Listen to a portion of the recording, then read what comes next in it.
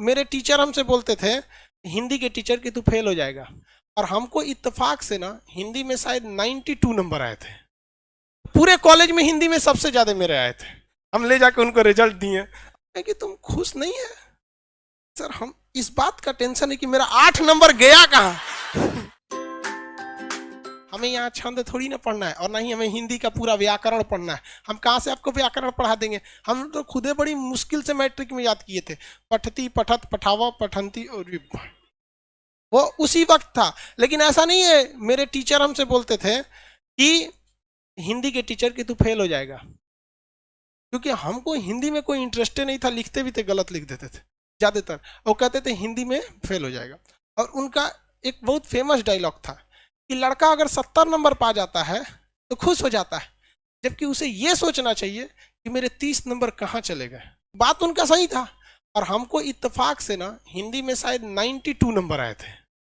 पूरे कॉलेज में हिंदी में सबसे ज्यादा मेरे आए थे।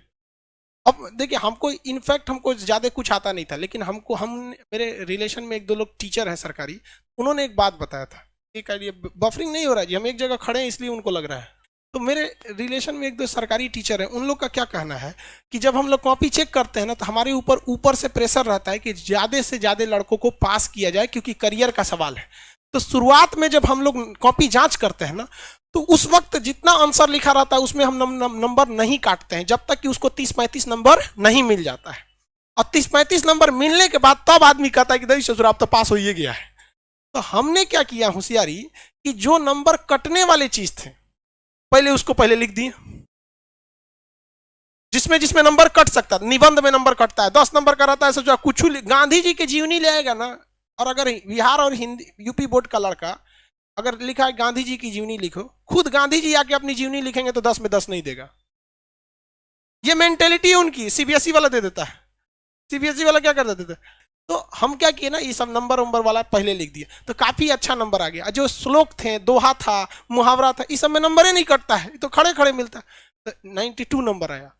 हम सबसे पहले वही सर को खोज रहे थे, हिंदी वाला सर को। फेल हो जाएगा तुम यहाँ पे। हम ले जाके उनको रिजल्ट दिए, और उनको तो पहले से पता था कि हिंदी में सबसे ज्यादा इसी का आया है। हम कहेंगे सर ये रिजल्ट, तो हम उदास थे एकदम चुपचाप। कहेंगे तुम खुश नहीं है सर, हम इस बात का टेंशन है कि मेरा 8 नंबर गया कहाँ। कह रहे मजाक बना रहा है मेरा तू। हम कहे नहीं सर, आप ही ने तो सिखाया है। आप सब लोग को एक सूचना नहीं, मतलब एक सावधानी आप लोग के लिए। कल रात में हमारे साथ एक हुआ, आप लोग को कभी भी कोई मेल आए, ईमेल आईडी, मेल वगैरह, खास करके उसमें जिसमें आपका अकाउंट नंबर हो और कोई लिंक दिया हो, लिंक मतलब ब्लू कलर से आता है ना वहां पे, और अगर उसमें HTTP अगर ये लिखा हो तो गलती से भी क्लिक मत कीजिएगा। HTTP जब तक सिक्योर S ना लिखा हो तब तक मत क्लिक कीजिएगा। सिक्योर जब तक नहीं लिखा है तब तक क्लिक नहीं करेंगे। तो जो मेरा आज 6 मिलियन होने जा रहा है, तो रात में हमको सोचे कि एक बार देखते हैं, तो यूट्यूब की ओर से एक मेल आया। उसने कहा कि thanks to we are congratulation you Khan GS research centre, it's our advice to you, हमारी आपकी एक सलाह है, तो please open the caption sign. Caption एक बटन होता है, अगर हम वीडियो डालते समय कैप्शन पे क्लिक कर देंगे ना, तो जिस भाषा में हम कैप्शन क्लिक किए रहेंगे उस भाषा में ऑटोमेटिक नीचे लिख देगा। हाँ, सब टाइटल उसको कैप्शन में लगा देते हैं लोग, वहां पे सब टाइटल। तो उसने कहा कि आप कैप्शन और सब टाइटल बना दीजिए।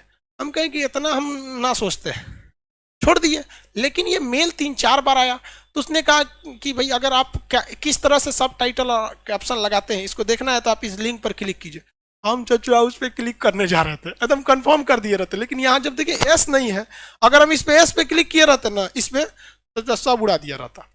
इसलिए आप सब लोग को कहते हैं भाई, अभी ये कल की बात है इसलिए अब आपको हिस्ट्री के क्लास में बता दिए, लेकिन इसका ध्यान रखिएगा आप लोग, जिसमें आपके पिताजी का, माताजी का बैंक अकाउंट वगैरह, उस सब से ये सब मत टच कीजिएगा, सजा उड़ा देगा सब। यहाँ आप किसी के लिए जान दे दीजिए, ये मानव की टेंडेंसी है, इसमें आप उदास नहीं होइएगा, बल्कि इसे समझ के अपनी जिंदगी को उसी हिसाब से ढाल दीजिएगा। किसी के लिए एहसान करने जा रहे हैं तो याद रखिएगा ये 2 से 3 दिन में भूल जाएगा, और अगर किसी को आपने डांट दिया भी ना, तो एक बात याद रखिएगा कि ये साला जिंदगी भर नहीं भूलेगा।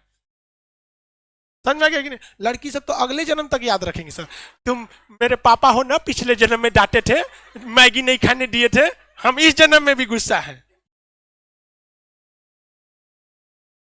तो ये दुनिया का उसूल है, इसलिए आप अपनी जिंदगी को इस हिसाब से ढालिएगा कि किसी से उम्मीद नहीं रखिएगा, क्योंकि दुनिया केवल मतलब से चलती है।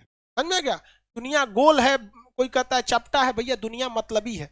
यहाँ यार इंसान की मेंटेलिटी ये होती है कि बारिश के बाद छाता बोझ लगने लगता है, 5 मिनट पहले तुमको भीगने से वही बचाया था। क्योंकि ये दस्तूर है दुनिया का कि आपकी निगेटिव चीजों को हमेशा ध्यान दिया जाएगा। नाथूराम गोडसे का दूसरा किसी को कुछ भी नहीं पता रहेगा, लेकिन एक चीज जरूर पता रहेगी, महात्मा गांधी को मारा था। तो ये दस्तूर है, आपको इस हिसाब से अपनी जिंदगी को ढालना पड़ेगा। नहीं ढालेंगे ना तो आपसे विशाल विशाल जीव थे, डायनासोर मर के चल गए इस पृथ्वी से।